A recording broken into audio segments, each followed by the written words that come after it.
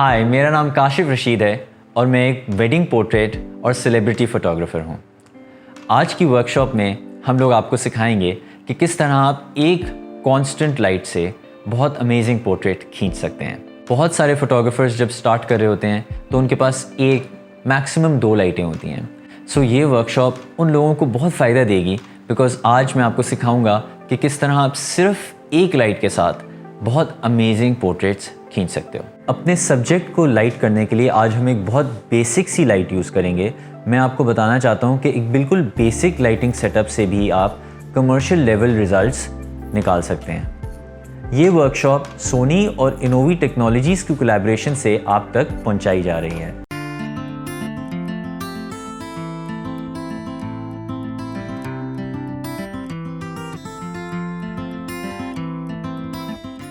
मैंने जब photography start की थी तो मैं बहुत अरसे तक एक सिंपल 2 पॉइंट लाइटिंग सेटअप इस्तेमाल करता था, जिसमें हमें सिखाया गया था कि फ़ोटोग्राफी में एक लाइट इस तरफ 45 डिग्रीज़ पे, एक लाइट इस तरफ 45 डिग्रीज़ पे, और दोनों लाइट ऑलमोस्ट इक्वल पावर या थोड़ा सा ऊपर नीचे करके, एंड ऑब्वियसली एक लाइट जो की लाइट थी आपकी वो थोड़ी सी हाइट पे। बहुत अरसे तक मैं यही लाइट सेटअप यूज़ कर रहा था एंड थोड़े अरसे बाद मुझे ये रियलाइज़ हुआ दैट फोटोग्राफी में सिर्फ आप हाइलाइट्स को नहीं देखते बल्कि शैडोज़ को देखते हैं। मुझे पावर ऑफ शैडोज़ का पता चला। मैं बहुत सारे डिफरेंट फोटोग्राफर्स का काम देखता था मैगज़ीन्स में, इंटरनेट पे, एंड मैं रियलाइज़ करता था कि मेरा काम उनसे बहुत डिफरेंट है। उनकी फ़ोटोशॉप या उनकी जो लाइटिंग सेंस थी वो बहुत डिफरेंट थी। And again coming back to the original point जो मैंने आपको बताया कि गेम जो थी ना वो शैडोज़ की थी। मैं फोकस कर रहा था हाइलाइट्स पे और कहाँ पर लाइट पड़ रही है, बट मैं ये नहीं फोकस कर रहा था कि उन लाइटिंग सेटअप्स से शैडोज़ कहाँ जा रहे हैं। And that was the main step. Again ये वर्कशॉप आपके लिए बिल्कुल फ़ायदेमंद नहीं होगी अगर आप इस वर्कशॉप को सिर्फ सुने और कुछ प्रैक्टिस ना करें, कुछ इम्प्लीमेंट ना करें। जो चीज़ें आप आज इस वर्कशॉप पे सीखेंगे वो आपको इम्प्लीमेंट करनी है, उसको प्रैक्टिस करना है।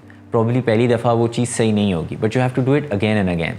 जब तक आप वो नहीं करेंगे आपको इस वर्कशॉप का फ़ायदा नहीं होगा। आपको प्रैक्टिस करनी होगी रोज़ स्टूडियो में या अपने घर पे अगर आपने स्टूडियो बनाया हुआ है उस पर लाइट को डिफरेंट तरीके से डिफरेंट एरियाज़ पे रखना होगा। बहुत सारे कंपैरिजन्स मैं आपको आज भी दूंगा, बट अगेन फ़ायदा उस वक्त होगा जब आप उन कंपैरिजन्स को देखकर उनको अपने काम में इम्प्लीमेंट करें। मेरा ये ख्याल है कि मैं सबसे ज़्यादा जो सीखा हूँ वो उन दिनों पे सीखा हूँ जिस दिन मैंने बहुत बड़ी गलती की है और मैं वो काम नहीं कर सका जो मैंने सोचा हुआ था कि मैं करूँगा। बंदा गलतियों से सीखता है। जब तक आप गलतियाँ नहीं करेंगे आप इम्प्रूव शायद बहुत स्लो रेट पे हों, और अगर आप गलतियाँ नहीं करें दैट मीन्स आप एक्सपेरिमेंटेशन नहीं करें और आप अपने उसी सेफ जोन के अंदर शूट करें जैसे मैं अपने इनिशियल करियर में कर रहा था, वही 45 डिग्रीज़ पे 2 लाइटें। I don't want you to do that. आपको चाहिए कि आप गलतियाँ करें और उन गलतियों से सीखें ताकि आपका काम और इम्प्रूव हो। अगेन मैं ये नहीं कह रहा कि अगर आपके पास कोई बहुत अमेजिंग क्लाइंट आया है और बहुत ही कोई ज़िंदगी का आपका इंपॉर्टेंट शूट है और उसमें आप गलतियाँ करके बैठ जाएं, of course not, but make sure that थोड़ा सा कॉमन सेंस इस्तेमाल करें और वहाँ पर गलतियाँ करें जहाँ पर आप गलतियाँ बर्दाश्त कर सकते हैं। सबसे पहले हम लोग बात करेंगे कि लाइट्स किस किस्म की होती हैं। तो लाइट्स 2 टाइप्स की होती हैं, एक कांस्टेंट और दूसरी फ्लैश। नाउ कांस्टेंट लाइट वो लाइट होती है जो आप आम घरों में या ऐसी लाइट जो बेसिकली हर वक्त ऑन हो, एंड दूसरी लाइट ये होती है which is the flash. Now अगर आप देखें तो ये एक मेरे हाथ में फ्लैश है एंड ये लाइट बेसिकली फ्लैश करती है कि जब भी आपने ट्रिगर किया उस वक्त वो लाइट फ्लैश की। टू बी ऑनेस्ट दोनों लाइटों में कुछ फ़र्क भी हैं, बट जनरली जो थ्योरी है वो दोनों की सेम है। एक लाइट है, उसके कुछ कैरेक्टरिस्टिक्स हैं और वो कैरेक्टरिस्टिक्स का अगर आपको पता हो, जो कि हम अभी डिटेल में डिस्कस भी करेंगे, और उन कैरेक्टरिस्टिक्स को यूज़ करके आप अपने सब्जेक्ट को लाइट करेंगे। सो कांस्टेंट लाइट और फ्लैश में फ़र्क क्या है? मेन फ़र्क ये है दैट फोटोग्राफी में हमारा एक कॉन्सेप्ट होता है what you see is what you get. That means कि आपको जो फ्रेम में नज़र आ रहा है वही तस्वीर आ रही है। सो कॉन्स्टेंट लाइट में ये चीज़ होती है कि आपको जो फ्रेम में चीज़ नज़र आ रही है, जब आप क्लिक करेंगे आपको वही तस्वीर मिलेगी। सो ऑब्वियसली उससे थोड़ा सा काम आसान हो जाता है, क्योंकि जब आप शूट कर रहे होते हैं तो अगर आपको नज़र आ रहा है और अगर आपको कोई चीज़ चेंज करनी है तो आपको क्लिक करने के बाद उसका रिज़ल्ट नहीं नज़र आता, बल्कि अपने व्यू फाइंडर में वो रिज़ल्ट पहले से ही नज़र आ रहा होता है। एंड उसके ऑब्वियसली फ़वाइद ये हैं कि अगर आपको कोई चीज़ अच्छी नहीं लग रही तो आप उसको क्लिक करने से पहले ही चेंज करके सही कर सकते हैं। कॉन्स्टेंट लाइट की डाउन साइड क्या होती है? वो ये होती है दैट कॉन्स्टेंट लाइट इतनी ज़्यादा पावरफुल नहीं होती। फ्लैश क्योंकि कम टाइम के लिए ऑन हो रहा होता है तो वो काफ़ी बड़ा बर्स्ट फायर कर सकता है। दैट मीन्स कि आपके पास लाइट जब आपका क्लिक हो रहा होता है उस वक्त फ्लैश में जनरली ज़्यादा होती है, विच ऑल्सो मीन्स कि अगर आपको ज़्यादा अपर्चर पे तस्वीर लेनी है या ISO कम करना है तो उस केस में फ़्लैश में आपको ज़्यादा लाइट मिल जाती है। एक और चीज़ ये होती है कि अगर आप आउटडोर में शूट कर रहे हैं तो उस इन्वायरमेंट में कांस्टेंट लाइट आपको अगर ज़्यादा पावरफुल चाहिए तो उसके लिए आपको बहुत बड़ी बड़ी लाइटें लेनी पड़ेंगी, जो आइदर बहुत एक्सपेंसिव आती हैं या फिर आपको रेंट करनी पड़ती है। एंड बड़े शूट या वीडियो शूट्स में ऑब्वियसली वो यूज़ हो रही होती हैं, but for a entry level photographer वो ऑब्वियसली उसके रेंज के बाहर होती है। बट अगेन अगर आप स्टूडियो में शूट कर रहे हैं एंड आजकल सोनी के जो लो लाइट कैमराज़ हैं और हाई ISO परफॉर्मेंस है, उसकी बुनियाद पर आप कांस्टेंट लाइट पे बहुत अमेजिंग शॉट्स बिल्कुल आराम से स्टूडियो कंडीशंस में ले सकते हैं। सो ये मेजर डिफरेंसेस हैं कांस्टेंट लाइट के और फ्लैश के। नाउ एक्सपोजर कंट्रोल करने के लिए जब हमारे पास लाइट नहीं होती तो हमारे पास कैमरे में 3 चीज़ें होती हैं जिससे हम एक्सपोजर कंट्रोल कर सकते हैं।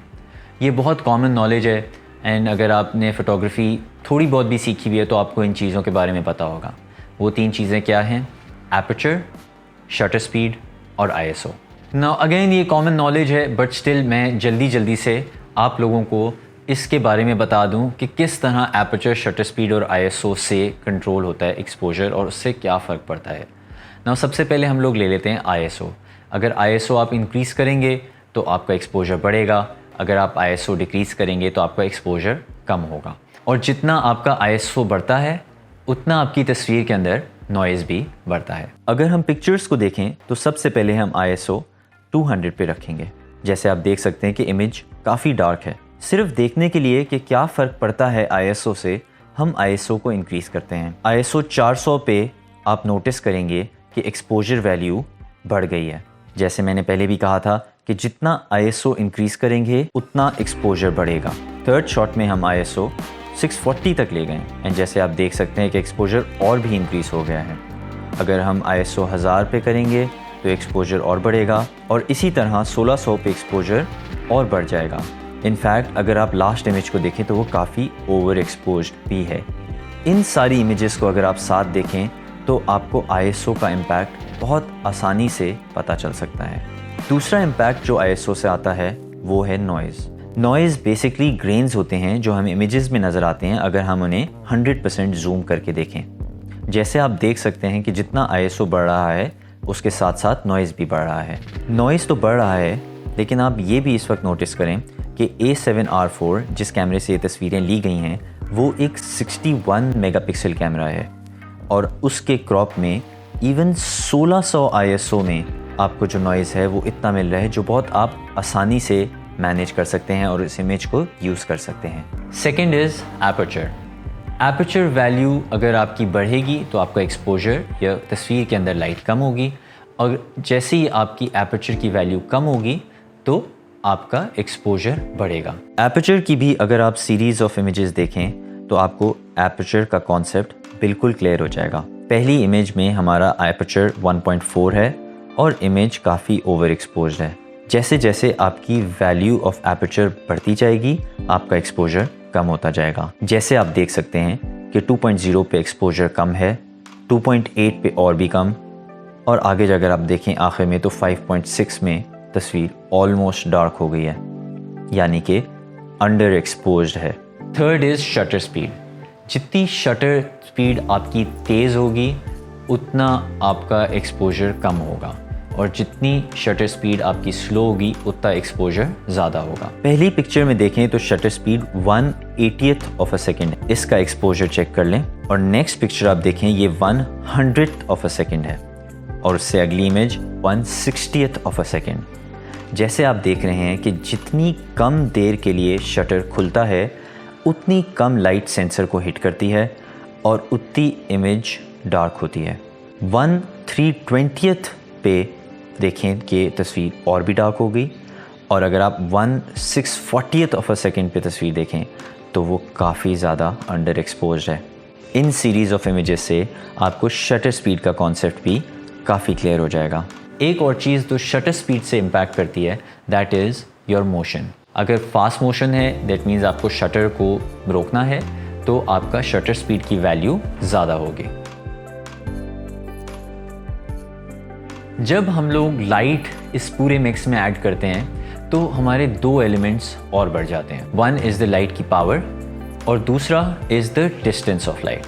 अब थोड़ा सा इस चीज़ को डिस्कस कर लेते हैं। लाइट की पावर ऑब्वियसली जब आपके पास लाइट होती है तो लाइट के अंदर आपके पास यूजुअली एक पावर स्विच होता है जिसको आप लाइट बढ़ा सकते हैं और कम कर सकते हैं। बेसिक कॉन्सेप्ट, लाइट की पावर बढ़ाएंगे एक्सपोजर वैल्यू इंक्रीज़ होगा, लाइट की पावर कम करेंगे एक्सपोजर वैल्यू कम होगी। इस चीज़ को हम प्रैक्टिकली देख लेते हैं।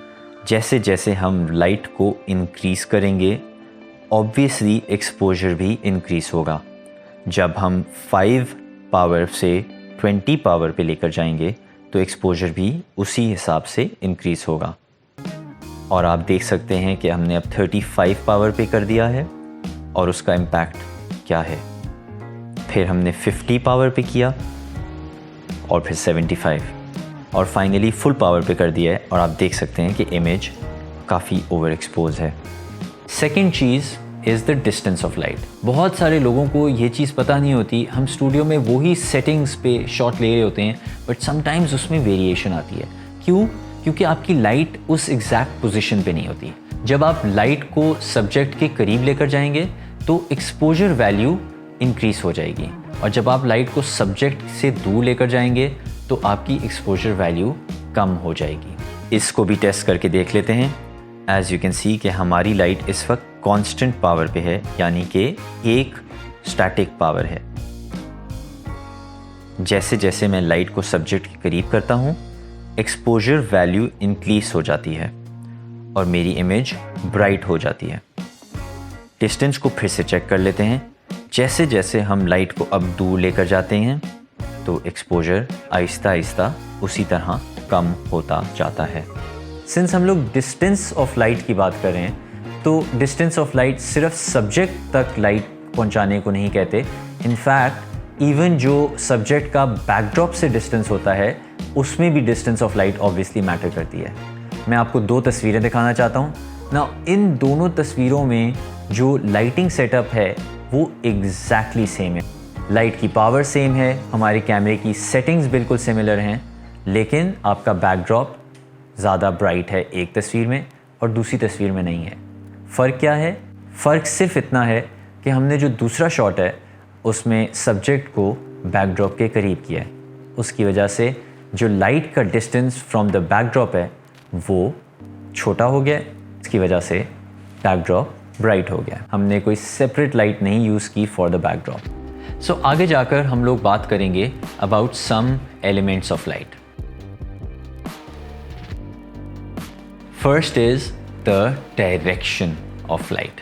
जब आप शूट कर रहे होते हैं तो जिस डायरेक्शन से आपकी लाइट आ रही होती है उससे आपकी इमेज को जान मिलती है। एक अच्छा तरीका इसको टेस्ट करने का ये है कि आप लाइट को डिफरेंट डायरेक्शंस में अपने सब्जेक्ट के रखें एंड सी कि कहाँ पर वो सबसे ज़्यादा फ्लैटरिंग लाइट आ रही है। आप ये भी देखेंगे कि जहाँ जहाँ जैसे जैसे आप लाइट चेंज कर रहे हैं तो आपकी तस्वीर का थोड़ा बहुत मूड भी चेंज हो रहा है। आप ये भी देखेंगे कि किस तरह आपके हाइलाइट्स और उसके साथ साथ आपके शैडोज़ भी शिफ्ट और चेंज हो रहे हैं।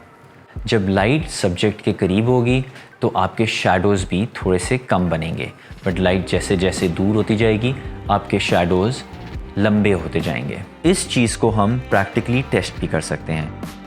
As you can see in this video मैं स्लोली लाइट को मॉडल के करीब लेकर जा रहा हूँ ऑब्वियसली एक्सपोजर तो इंक्रीज़ हो रहा है जैसे हमने डिस्कस किया था पहले, बट अगर आप इसकी नाक के एरिया को नोटिस करें तो उसमें शैडो भी छोटा हो रहा है। अगर हम इस कंपैरिजन इमेज को देखें तो आप क्लियरली देख सकते हैं कि जब लाइट करीब होती है तो एक्सपोजर भी बढ़ता है, शैडो की लेंथ भी छोटी होती है, बट उसके साथ साथ लाइट सॉफ्ट भी होती है। नाउ सॉफ्ट लाइट क्या होती है? इसके लिए हम लाइट के नेक्स्ट कैरेक्टरिस्टिक पे चलते हैं और वो है क्वालिटी ऑफ लाइट।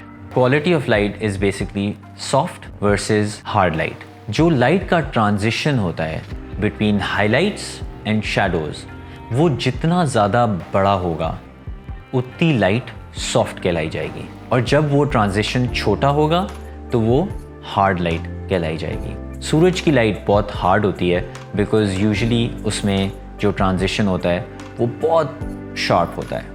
इसको हम लोग कंट्रोल किस तरह करते हैं? यूजुअली अगर हम लोग लाइट के सामने एक डिफ्यूज़र डाल दें तो लाइट सॉफ्ट होना शुरू हो जाती है। इसका एक प्रैक्टिकल टेस्ट करके देख लेते हैं। हमारे पास एक शूट थ्रू डिफ्यूज़र है और इसमें हमने रिंग लाइट नहीं बल्कि एक और लाइट यूज़ की है जिस पे हमने ग्रिड लगाया है ताकि लाइट हार्ड हो जाए। फिर जब हम डिफ्यूज़र लाइट और सब्जेक्ट के बीच में रखते हैं तो आप शैडोज़ की ट्रांजिशन को देख सकते हैं कि लाइट सॉफ्ट है या हार्ड। बेसिकली इसको हम लोग कंट्रोल लाइट के साइज से करते हैं। लाइट का size relative to your subject define करेगा कि आपकी लाइट सॉफ्ट है या हार्ड है। हम लाइट की हाइट को भी इंक्रीज़ और डिक्रीज़ कर सकते हैं ताकि वहाँ शैडो आए जो हमें अपनी इमेज के लिए चाहिए है। इस शॉट में मैं चाहता हूँ कि शैडो मॉडल की आंखों को कवर कर ले लेकिन सिर्फ लिप्स पे अटेंशन जाए। जैसे आप देख सकते हैं कि सिंथ मैं ग्रिड यूज़ कर रहा हूँ तो लाइट का ट्रांजिशन काफ़ी कम है, विच मीन्स कि लाइट काफ़ी हार्ड है। नाउ मैं अपनी मॉडल को डायरेक्ट करूँगा कि वो राइट एक्सप्रेशन और फेस पॉस्चर दे ताकि मुझे शैडोज़ वहाँ पर मिलें जहाँ मैं एग्जैक्टली चाहता हूँ अपनी फाइनल इमेज के लिए।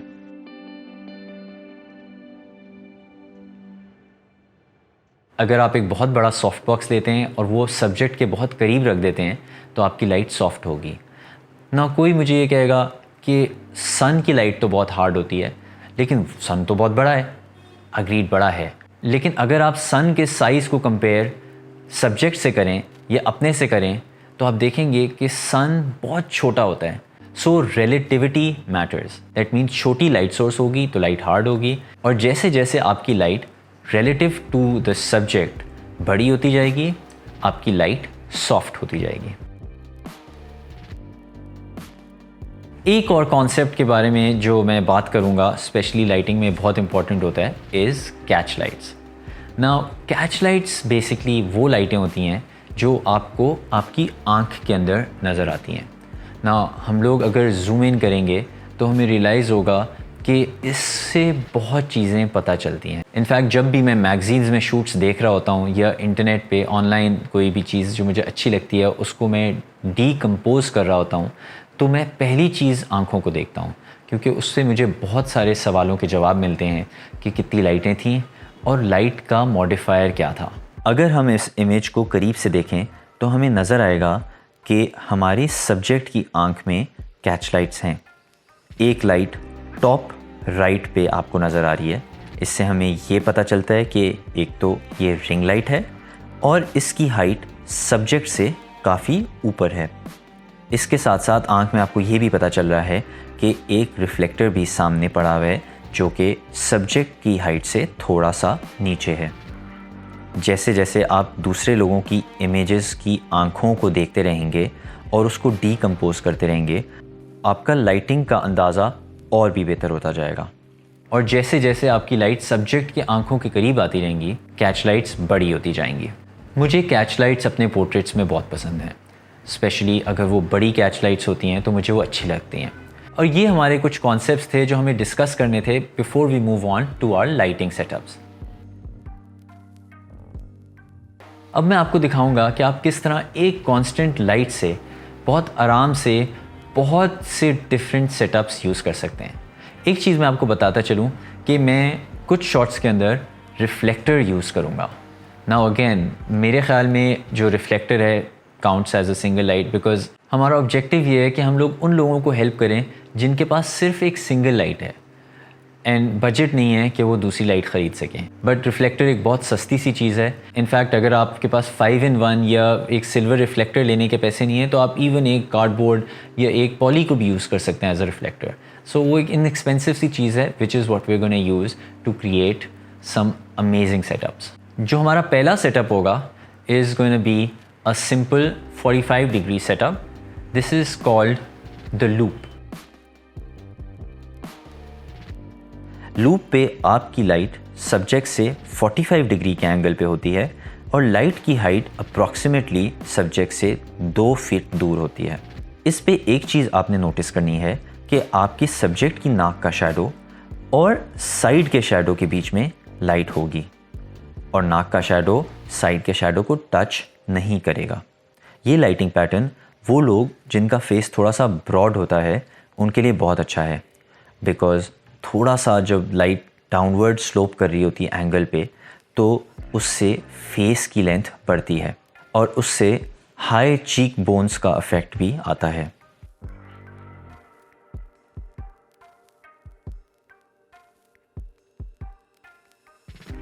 इसमें मैं एक सेकंड वेरिएशन लूँगा जिसमें मैं एक रिफ्लेक्टर ऐड करूँगा। जैसे आप देख सकते हैं कि रिफ्लेक्टर की वजह से ऑपोजिट साइड पे शैडोज़ फिल होना शुरू हो गए हैं। इस पोजीशन से मैं मॉडल को डायरेक्ट करूँगा एंड मैं उससे वो एक्सप्रेशन निकालूँगा जो मेरे ख़्याल में इस लाइटिंग कंडीशन में सबसे बेहतर है। मैं मॉडल से बात करता रहूँगा और जो चीज़ मुझे अच्छी लग रही है उसमें उसको रोक कर उसको फीडबैक भी दूँगा। इसके साथ साथ मैं क्लिक करता रहूँगा ताकि मुझे अपने रिक्वायरमेंट के हिसाब से शॉट्स मिलते हैं।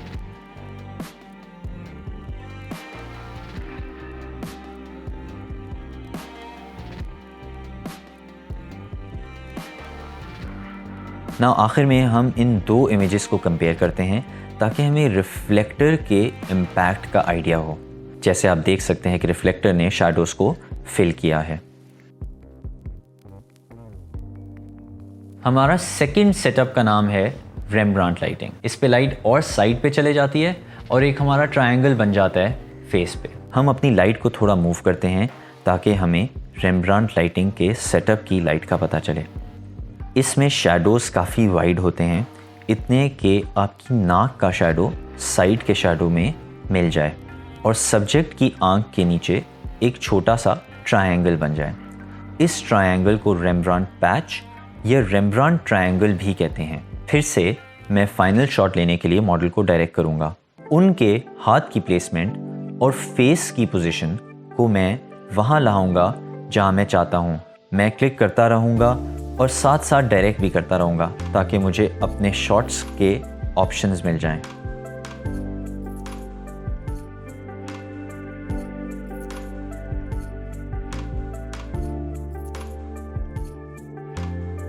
थर्ड लाइटिंग सेटअप हमारा is known as the split. इसको हम लोग कट लाइट भी कहते हैं। स्प्लिट लाइट या कट लाइट में हम लाइट को मूव करते हैं ताकि वो सब्जेक्ट के बिल्कुल साइड पे आ जाए और आई के नीचे का पैच बिल्कुल गायब हो जाए।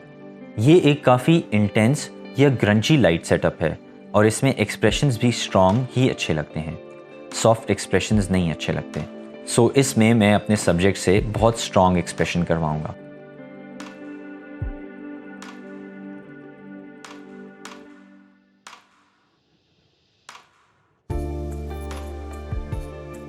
हमारा fourth lighting setup is known as butterfly lighting. इसको बटरफ्लाई लाइट इसलिए कहते हैं बिकॉज नोज़ के नीचे एक शेप बनती है जो बिल्कुल बटरफ्लाई की तरह लगती है। इस सेटअप में लाइट सब्जेक्ट के बिल्कुल ऊपर होती है और अगर लाइट डायरेक्टली ऊपर हो तो थोड़ी सी हार्श हो जाती है और आंखें भी डार्क हो जाती हैं, कैच लाइट्स भी नज़र नहीं आती। इस सिचुएशन में मैं लाइट की हाइट को या तो कम करता हूँ या लाइट को सब्जेक्ट से थोड़ा सा दूर कर देता हूँ ताकि मुझे कैच लाइट भी नज़र आ जाए और सब्जेक्ट की आंखों में लाइट भी आ जाए। जब मेरी लाइट की पोजीशन फाइनल हो जाए तो मैं मॉडल को डायरेक्ट करूँगा। बटरफ्लाई लाइट में चीक्स और चिन के नीचे शैडो आता है। ये एक बहुत ग्लैमरस लाइटिंग कहलाई जाती है। इसमें आपका सब्जेक्ट काफ़ी पतला और यंग भी लगता है। यूजुअली इन शॉट्स में मुझे पोज करते वक्त अच्छा लगता है कि मेरे सब्जेक्ट के हाथ भी फ्रेम में आए। बटरफ्लाई लाइट में एक और ऑप्शन ये भी होता है जिसमें आप रिफ्लेक्टर को लाइट के ऑपोजिट रख देते हैं। रिफ्लेक्टर सब्जेक्ट के शैडोज़ को फिल करता है और आइज़ में कैच लाइट भी देता है, जिसकी वजह से सब्जेक्ट का फेस ग्लो करता है। और ये सेटअप एक ब्यूटी लाइट के सेटअप के तौर पे इस्तेमाल होता है, स्पेशली अगर आप एक मेकअप शूट करना चाहते हो। इस सेटअप में बहुत सॉफ्ट लुक अच्छी लगती है।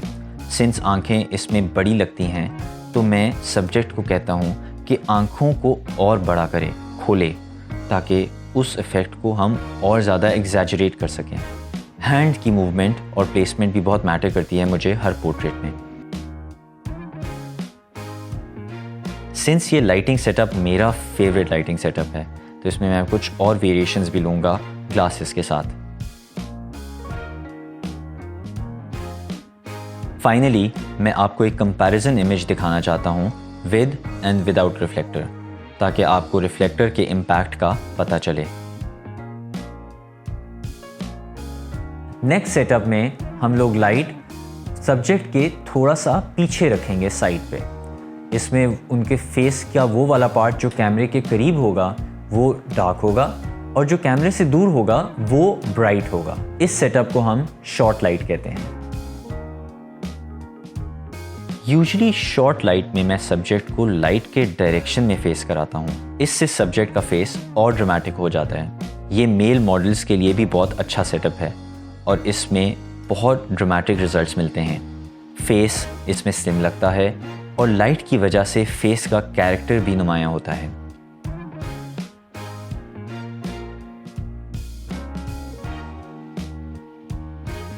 ब्लैक एंड वाइट में भी ये बहुत अच्छा लगता है क्योंकि इमेज में शैडोज़ काफ़ी होते हैं। Last lighting setup is gonna be a backlight setup और इसमें हम आपको बताएंगे कि किस तरह एक मज़े का सिलुएट एक लाइट से बन सकता है। सबसे पहले इसमें लाइट की पोजीशन हम मॉडल के पीछे करेंगे। इस सेटअप को अचीव करने के लिए हम शूट थ्रू रिफ्लेक्टर की मदद लेंगे। इसमें अगर आपके पास बड़ा साइज़ रिफ्लेक्टर है तो वो काफ़ी फ़ायदेमंद होगा क्योंकि आपका बैकग्राउंड पूरी तरीके से रिफ्लेक्टर से कवर हो जाएगा। जब आपकी लाइट और मॉडल की पोजीशन सेट हो गई है तो आप देखेंगे कि लाइट सब्जेक्ट को साइड से रैप करती है और फ्रंट थोड़ा सा डार्क होता है।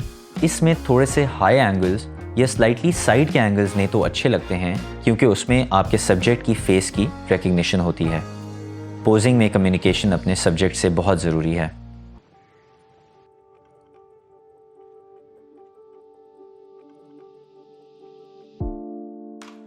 आखिर में अगर मैं अपने लाइटिंग सेटअप्स का रिकैप करूं तो सबसे पहले हमने लूप लाइट देखी, उसमें उसके रिफ्लेक्टर की वेरिएशन, उसके बाद रेम्ब्रांट लाइट,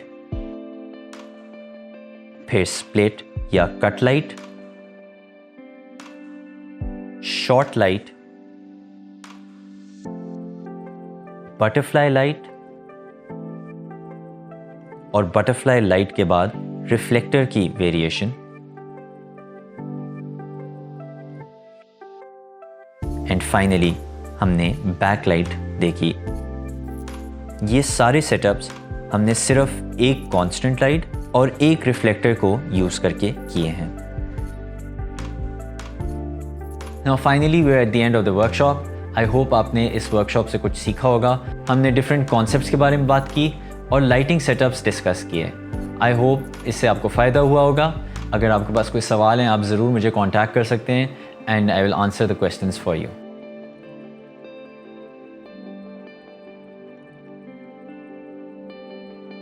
एक और चीज़ मैं बताता चलूँ, इनोवी टेक्नोलॉजीज़ बिजनेस पार्टनर्स हैं सोनी कंज्यूमर प्रोडक्ट्स के पाकिस्तान में। सोनी के ऑथराइज्ड डीलर्स का नेटवर्क पूरे पाकिस्तान में अवेलेबल है सोनी के ऑफिशियल प्रोडक्ट्स बेचने के लिए। हमेशा ग्रीन वारंटी कार्ड मांगें डीलर से सोनी के प्रोडक्ट्स खरीदते वक्त। सोनी ऑथराइज्ड सर्विस सेंटर्स में प्रोफेशनल टेक्नीशियंस मौजूद हैं कैमरास के लिए। I would love to get some feedback from you और अगर आपने ये लाइटिंग टेक्निक्स यूज़ की हैं to create some amazing portraits तो ज़रूर आप मुझसे शेयर कीजिएगा। Till we meet next time, stay safe, stay home. Take care.